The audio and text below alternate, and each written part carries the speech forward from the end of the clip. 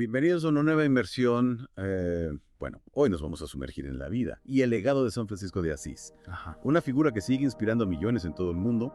Y para guiarnos en este viaje tenemos, Una lección fascinante, sin duda, San Francisco de Asís, a pesar de vivir hace siglos, tiene una resonancia increíble en nuestro tiempo. claro, Su mensaje de paz, amor a la naturaleza, entrega a los demás, sigue siendo profundamente relevante. totalmente. Y fíjate lo que a mí me parece más cautivador es su historia personal. Cómo un joven hijo de un rico comerciante de telas decide abandonar todas las comodidades para abrazar una vida de pobreza y servicio a Dios. Es una transformación radical, sin duda. Imaginemos a Francisco rodeado de lujos y de repente sintiendo esa llamada interna Sí, sí. que lo impulsa a renunciar a todo. Es que no fue una simple renuncia, ¿verdad? Hay una anécdota poderosa que lo ilustra Francisco en un acto de total desafío a su padre. Se despoja de sus ropas en plena corte del obispo. Exacto. Ese acto, más allá de la rebeldía juvenil, simboliza una ruptura total con su vida anterior, renuncia a su herencia, a las expectativas sociales, a la seguridad que le brindaba su posición. Es una imagen que nos habla de la radicalidad de su compromiso con Dios. Y esto ocurre después de una breve incursión en el mundo militar, ¿no? Oh, ya. Francisco incluso participó en la batalla de Cochastradas. Es difícil imaginar ese cambio tan brusco de las armas a la reconstrucción de iglesias. Es un periodo enigmático en su vida. Se dice que preparándose para otra batalla escuchó una voz que lo instaba a regresar a Asís. Sí. Esa experiencia, esa voz misteriosa marca un punto de inflexión. Francisco comienza a cuestionarse el sentido de su vida, a buscar algo más allá de lo material. Y esa búsqueda lo lleva a conectar con los más necesitados, con los leprosos a quienes antes evitaba. Es entonces cuando comienza a restaurar la capilla de San Damián, motivado según la tradición por una voz que le dice: Francisco, ve y repara mi iglesia que se derrumba. Esa experiencia en San Damián es crucial. No solo marca el inicio de su camino espiritual, sino que también revela su profunda sensibilidad hacia el sufrimiento ajeno. La iglesia en ruinas no es solo un edificio físico, sino un símbolo de la necesidad de reconstruir, de sanar, de atender las heridas del mundo. Y su entrega a esta misión es total. Vende sus bienes para financiar las reparaciones, lo que provoca un conflicto enorme con su padre. Pietro di Bernardone, su padre, no podía comprender esa transformación. Para él era una locura, un desperdicio de potencial de su hijo. Intentó disuadirlo, incluso recurrió a la ley. Pero Francisco se mantiene firme en su decisión. Renuncia a la protección legal declarándose hijo de Dios. Lo que finalmente lleva el caso a la iglesia es un acto de valentía increíble, desafiar las normas sociales y legales de su tiempo. Y ese desafío, esa entrega total a Dios y a los demás, lo lleva a fundar una de las órdenes religiosas más importantes de la historia, la Orden Franciscana. ¿Y cómo se gesta esta orden? ¿Quiénes fueron los primeros en unirse a Francisco en este camino tan peculiar? El primero fue Bernardo de Quintavalle, un hombre de profunda fe que, al igual que Francisco, abandona su riqueza para seguirlo. Luego se unió Pietro Catani, un Claro. jurista que vio en Francisco un modelo de vida. Interesante, un jurista, alguien dedicado a la ley abandonando todo para seguir una vida de pobreza y predicación. Es una muestra del impacto que generaba Francisco, de la fuerza de su mensaje, y poco a poco se fueron sumando otros como Gil, un sencillo agricultor, y Mórico, un hombre conocido por su humildad. Un grupo diverso unido por un ideal común, vivir el evangelio de manera radical. Exactamente. La orden franciscana nace de esa convicción, de esa llamada a vivir en pobreza, en humildad, en servicio a los demás. Y desde esos humildes comienzos, la orden se expande rápidamente, primero por Italia y luego por Francia y España.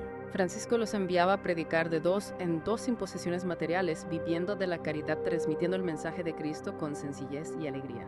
Es admirable esa capacidad de conectar con la gente, de transmitir un mensaje tan complejo de una manera tan directa y cercana. Esa era la esencia de Francisco, su capacidad de llegar al corazón de las personas, pero a medida que la orden crecía, también surgían nuevos desafíos, nuevas tensiones. Claro, mantener esa austeridad y esa simplicidad inicial con tantos miembros nuevos no debía ser fácil. Efectivamente surgieron debates sobre la interpretación de la regla de pobreza, sobre cómo conciliar el crecimiento de la orden con su espíritu original.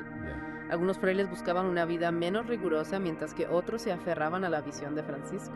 Y en medio de estas tensiones internas, Francisco decide embarcarse en un viaje a Oriente en plena época de las Cruzadas, un viaje arriesgado con la misión de convertir al sultán al cristianismo. Es un acto que nos habla de su valentía, de su convicción, Sí. pero también de su deseo de diálogo.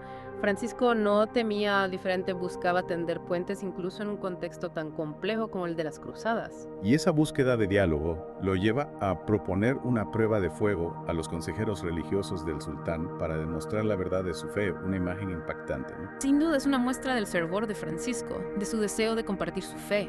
pero también quizás de cierta ingenuidad. Afortunadamente no se llevó a cabo la prueba. Es que imagino la cara de los consejeros del sultán ante semejante propuesta. Supongo que debieron quedar bastante sorprendidos, pero lo importante es que a pesar de no convertir al sultán Francisco, se gana su respeto.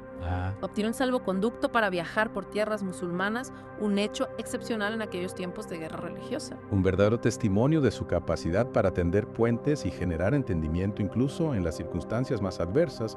Sin embargo, mientras Francisco estaba en Oriente, la orden franciscana en Europa se enfrenta a una profunda crisis. Las disputas sobre la regla de pobreza se intensifican y la falta de un liderazgo claro genera caos al regresar de su viaje. Francisco se encuentra con una orden dividida, desorganizada, que se alejaba de su visión original. Qué momento tan difícil para él, después de arriesgar su vida en un viaje tan audaz, regresar y encontrarse con que su propia creación se tambaleaba. ¿Cómo reaccionó Francisco ante esta situación? Con la ayuda del cardenal Ugolino de Segni tuvo que tomar decisiones difíciles para asegurar la supervivencia de la orden. Y esto implicó renunciar a parte de su visión original. En parte sí, Francisco, a pesar de su rechazo a las estructuras rígidas, comprendió que la orden necesitaba un marco normativo más claro para seguir creciendo. Y es ahí cuando se redacta la regla novulada, ¿verdad? Exacto, en 1221 esta nueva regla establece normas más precisas sobre la vida de los frailes, incluyendo el año de noviciado, la obediencia a los superiores, etc. Francisco, adaptándose a las circunstancias, buscando un equilibrio entre su ideal de simplicidad y la necesidad de guiar a una orden en expansión. Precisamente, y no solo eso, también crea la Tercera Orden, una Roma para laicos que deseaban vivir el Evangelio según su modelo, pero sin renunciar a su vida en el mundo. Qué idea tan innovadora para la época. Abrir las puertas a la gente común permitiéndoles participar en la vida espiritual de la orden sin necesidad de recluirse en un monasterio. Es una muestra de la visión de Francisco, de su capacidad de adaptar su mensaje a las necesidades de la gente. Pero a pesar de todos estos esfuerzos por organizar la orden, Francisco nunca descuidó su propia vida espiritual. De hecho, en esta época ocurre un evento extraordinario, un evento que marcaría su vida para siempre. ¿Te refieres a la estigmatización?